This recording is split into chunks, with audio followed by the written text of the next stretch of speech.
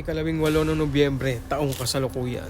Bigla na lamang sumagi sa aking isipan ang aking kambal na anak. Habang kami namamasyal doon sa Iloilo, sariwa pa sa aking alaala ang kanilang mga ngiti habang sila'y naglalaro sa batis ng kanilang kamusmusan. Tunghayan ngayong araw na ito sa 2, 3. Meron na palang mga palaro ang gaya nito. Hindi katulad nung araw kapag gusto mong maglaro, lalabas ka lang ng bahay. Tapos maglalaro ka dun sa mga kalaro mo ng mga patintero, mga luksong baka, tsaka luksong tinik.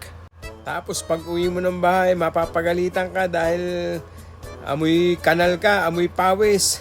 Di mo alam kung saan ka nanggaling at kung saan ka naglaro eh. Ngayon may mga lugar na ng palaruan ng mga bata ngayon. Hindi na naiinitan at hindi na nangangamoy kanal. At hindi na rin nangangamoy pawis. Maganda din naman yung mga may ganito na palaruan.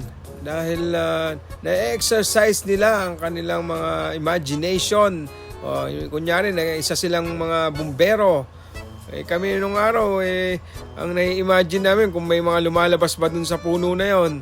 Kasi yung mga palaruan nun, mga liblib na lugar.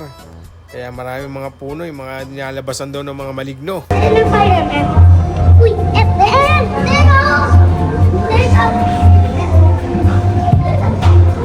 Papa, ikaw mag-drive. Ako mag-drive? Ako mag-drive ah. Fireman, there's a fire. Fire in the hole. At may tinatawag silang arcade o yan o, hulugan mo ng baryayan tapos iikot na. Namiss ko lang bigla ang tingnan silang naglalaro at masaya. Ganyan talaga yung mga OFW, talagang kailangan tiisin yung mga ganyan pagkakataon. O yan, tingnan natin ito si FF kung paano maglaro nitong pinapalo-palo ng mga lumalabas-labas na maligno.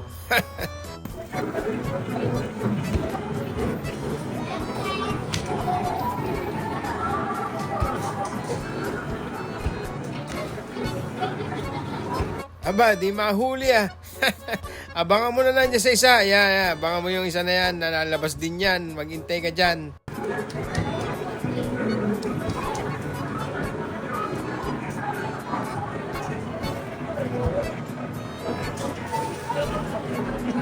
Nako, hindi na nakatiis. Dinukot na.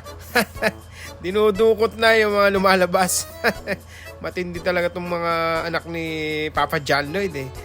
Manang-mana sa kapilyuhan niya. Yan, sige, dukutin nyo na. Ayaw magpahuli. Dukutin nyo na, tapos paluin nyo sa ulo. Ganun ang technique dyan.